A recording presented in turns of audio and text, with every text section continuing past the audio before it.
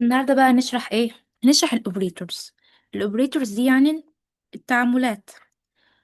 فاحنا عندنا 4 انواع للاوبريتورز: الارثماتيك والكومباريزون واللوجيكال والاساينمنت، وهنشرح كل واحده دلوقتي. اول نوع معانا اللي هو الارثماتيك اوبريتور. الارثماتيك اوبريتور ده دي إيه؟ عشان نعمل معاملات حسابيه زي الجمع والطرح والقسمه والضرب والقسمه والباقي القسمه.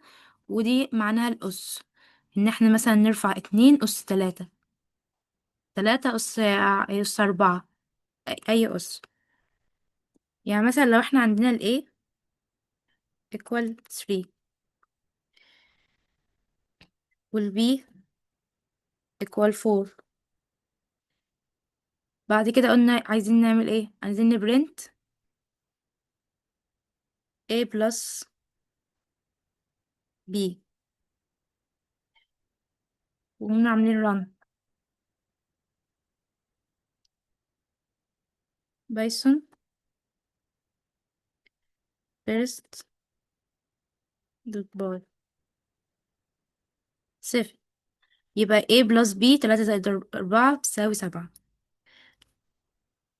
برنت A minus B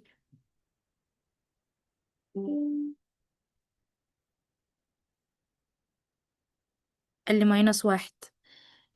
يبقى الارثماتيك اوبريتور دي اللي هي المعاملات العادية، اللي هي الجمع والطرح والقسمة. مثلا لو عايزين نعمل بتاعة الأس، نعمل علامتين ضرب جنب بعض: A أس B، يعني 3 أس 4. يعني هنا مفروض هو بيعوض، بيروح على ال A بيخليها 3، ويروح على ال B يخليها 4. ده بيعملها جوه بقى A أس B 81. ماشي. بعد كده بقى الكومباريزون. الكومباريزون ديت معاملات المقارنة. يعني احنا هنقارن A ب B ونشوفهم قد بعض ولا لا. يعني ايكوال دي اللي هي في الاول دي، بنقول له هل ال A بتساوي ال B. طب النوت ايكوال اللي هي علامة التعجب جنبها يساوي، هل ال A لا تساوي ال B. طب ال اكبر من، هل ال A اكبر من ال B، اصغر من. ال A اصغر من ال B، اكبر من او يساوي. يبقى اكبر من او يساوي بتتكتب كده، او اصغر من او يساوي. فاحنا مثلا لو رحنا عملنا، خلينا دي هاشنج كده، واستخدمنا ال A وال B دي، وقلت له برنت بالي A equal B. دي معناها ايه؟ دي معناها هل ال A بيساوي ال B. طب هنا ال A بيساوي ال B لا، يبقى الإجابة بتاعتنا بتبقى ايه بقى؟ بتبقى يا false يا true. فهنا هيقول لي طبعا false. طب لو خليت ال A بيساوي B، هيقول لي true. طيب لو قلت له not equal، قلت له print هل ال A لا تساوي ال B، الإجابة هتبقى true. هي فعلا ما بتساويش ال B. دي true اهي. طيب إيه أكبر من أو يساوي؟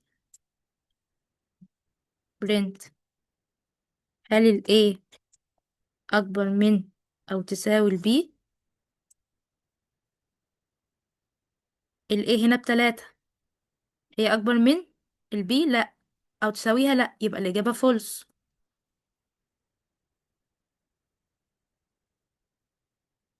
false. تمام.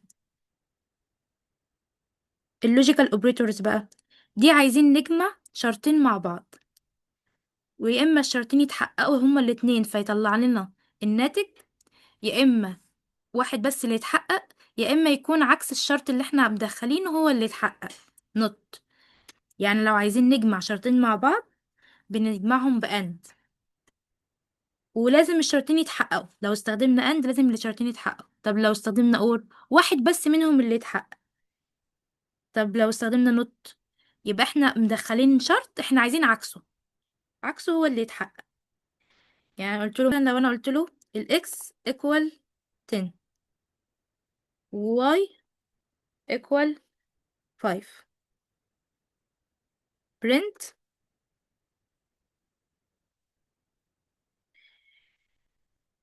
x اكبر من 5 and y اقل من 10.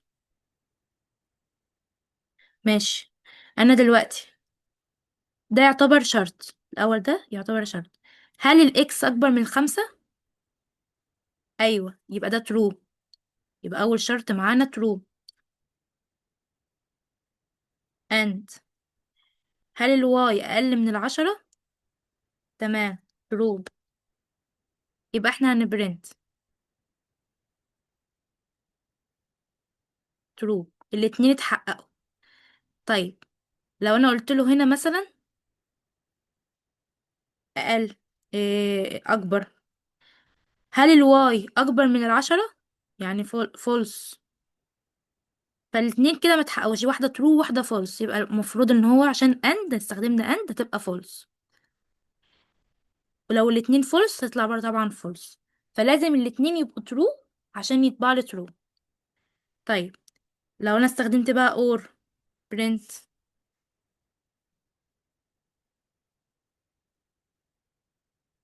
لو انا استخدمت نفس الكونديشن بالظبط، هي طلعت لي فولس مع الاند. هنشوف بقى تطلع لي ايه مع الاور. نغير دي باور.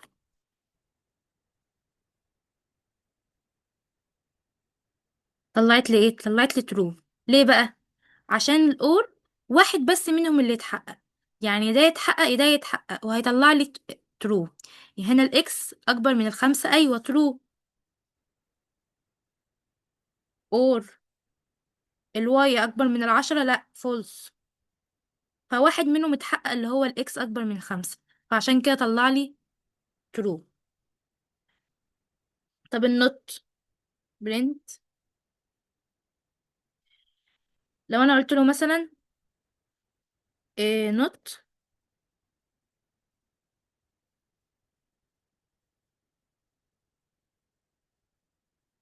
وقلت له ال الواي اكبر من 10. هو الواي اكبر من 10؟ لا، الواي ب5. 5 اكبر من 10؟ لا، يبقى دي مفروض فولس. دي المفروض فولس. بس احنا حطينا نوت دي عكست النتيجة اللي طلعت لنا، فهتطلع بترو.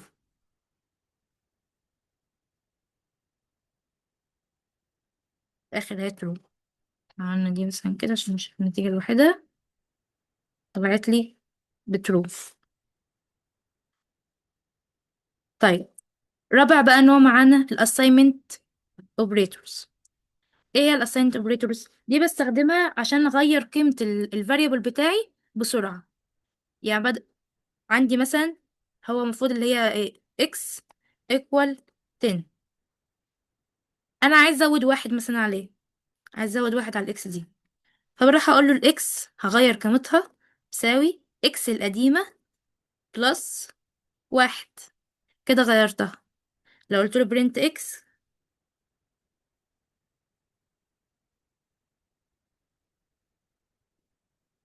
طلعت لي ايه؟ طلعت لي 11. ماشي. طب انا بدل ما اقعد اكتب كل ده اكس بتساوي اكس بلس 1، بكتبها بطريقة تانية.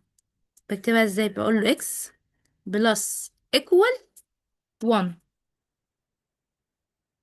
دي هي بالظبط لو كتبنا x equal x plus 1. بقول له x الجديدة بتساوي x القديمة وزود لي عليها واحد. دي معناها اللي هي plus equal. لو قلت له هنا print x برضو،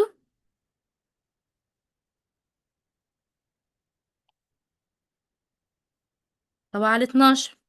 طب ليه بقى طبعا على 12؟ لان هو نفذ دي خلاص. هو نفذ دي وطلعت لي x ب 11. يعني هو هنا طلعت لي x ب 11، فهو اخد ال 11 دي وزود عليها واحد. طب احنا لو شلنا دي، طلعت لي ب11. ماشي. لو قلت له بقى هنا x ماينس ايكوال 1، كده احنا المفروض اطلع لي ايه؟ هتطلع لي 10، عشان هو هياخد الاكس اللي احنا خلاص نفذناها هنا اللي هي ب11 وينقص منها 1. دي هي لو كتبت x equal x ماينس 1.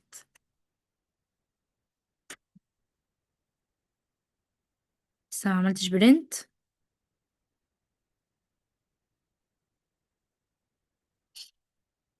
طلعت لي ب10. ماشي.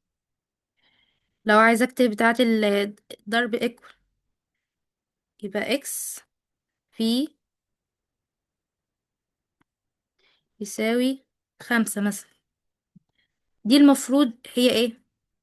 هي ايه؟ هي x بتساوي x في 5. هياخد الاكس اللي ب10 دي، ولا هياخد اخر اكس معانا؟ هياخد اخر اكس معانا اللي هي برضو ب10. يعني المفروض الناتج هنا يطلع لي 50. 50 معانا اهي. ماشي. عندي الاسم اكس على ايكوال 1.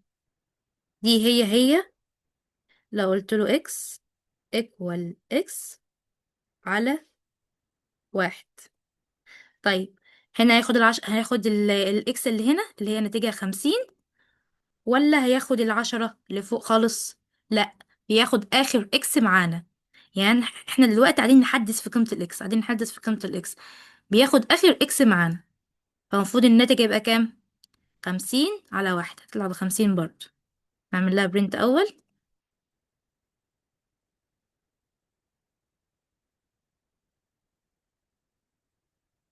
طلعت ب50. هنا كلير.